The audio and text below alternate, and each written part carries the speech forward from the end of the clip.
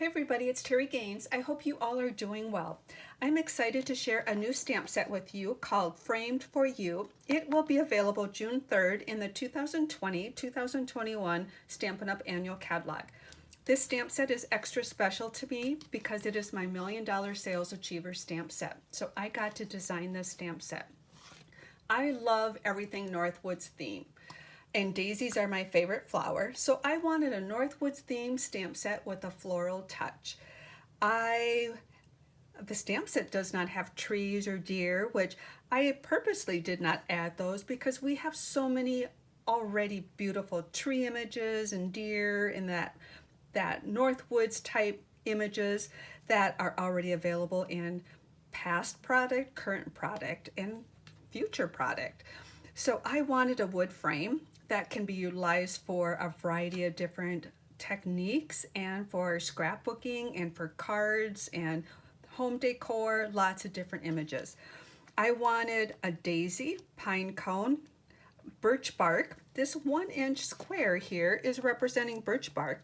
We have a tool called a Stamparatus that has hinges on it that you can move your stamp in 1-inch increments. So this is designed that if you hinge it over in 1-inch increments, you can create a border in this direction. It also hinges in that direction.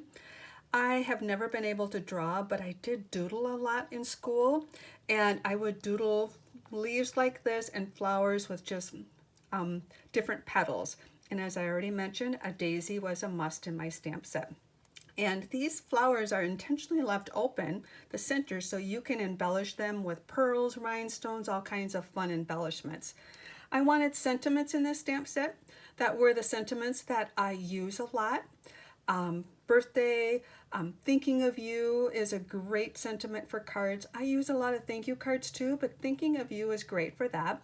And unfortunately, we need sympathy cards. So this stamp set, in my mind, if I had just the stamp set, ink pads and paper, my possibilities are endless with it.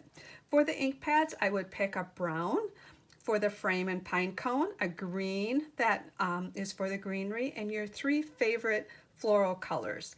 So those are the basic stamps or inks that I would select for this. So I am going to show you some of the samples that I made. But as I started to mention, the possibilities are endless with this because once you add punches to it, or folders and die cuts. And if I haven't mentioned already, this frame is designed to be cut out with the layering square dies. You can cut it out to get a border on the outside and the inside, or you can cut it right up to the frame and just have the wood grain frame. This frame I can envision with lots of the different techniques that I've been sharing with my technique clubs. So I am super excited. It is a solid design, so you can ink up your stamps and there's no coloring. The font is 2 different fonts, and it is actually coordinates with a stamp set called Waterfront. And this font, in being a bolder font, you can stamp it with lighter ink pad colors. And anyway, I'm super excited. So I'm going to share you some cards I've already made with the stamp set. In upcoming blog posts, I will feature these again and give you all the dimensions, instructions, and supplies that I use for them. So let me show you the very first card I made with this stamp set. I created this border here, and it's just using stamps, 2-color ink pads, and stamped on Whisper White and then layered to make the card. The center of each of those flowers have a pearl for embellishing them. I actually took that same concept and created this card, just formatted differently. So this is stamps, paper and ink, and then the pearls are the embellishments. I'll be sharing some tips on these cards when I actually do the blog post for them. Another card I made, because in my theory, these stamps will create background papers for you. So I just randomly stamped for this one, and this has got 2 different colors of the flowers. Here's another one where I use the square that can create a birch bark background and just randomly stamp that with the greenery and the flowers, colored in the pearls with the blends. Creating background, as I mentioned, I just utilized just different colors and just a little bit different way of doing it. The birch bark, the greenery, the pine cones. This card is stamps, paper, and ink, and this card is adding some punch for some of the elements on the embellishing. By adding punches, you can use the vase builder punch, and there's some fussy cutting. I'm going to give you tips on this. Oops, that rhinestone jumped away from the center of that flower, but I will be sharing tips on all of these cards in upcoming posts.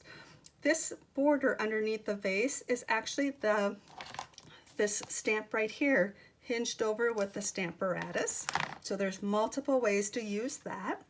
I'm excited to share all these ideas with you ladies, or with everybody, all stampers, on my upcoming post. And then this is my very first card that I made just to try out the frame. I just stamped with sympathy here, but in the back, if that had some subtle trees, that would add so much to it, and the pine cones and a little bit of twine. By adding the die cuts to it, you can see this part of the frame is cut right to the edge. This one's got some matting on the inside. This is the snow globe dies to add that. Some of the pine cones and the boughs, a happy birthday. And this card, I actually used some new product in the new 2020-21 annual catalog. The bird and the die is from that, and just a fun fold card, so I'll be featuring this. And the sentiments match the font used on Waterfront stamp set, which that stamp set has several different sentiments, which I like to cut them apart and create my own sentiment. And here I utilize the frame along with that bird and nest, or bird new stamp set. I am rambling, and I always get nervous when I do my videos. My videos are unedited, but if you found me via YouTube, I want you to look in the comments section for a direct link to my blog post. And if you go to any blog post and click the box that says notify me of new posts by email, as I post the measurements, details, and a PDF that you can download for each of these instructions, you'll get an email that notifies you that I've got a new post. I appreciate you stopping by. I hope you stay safe and healthy, and thanks for creating with me.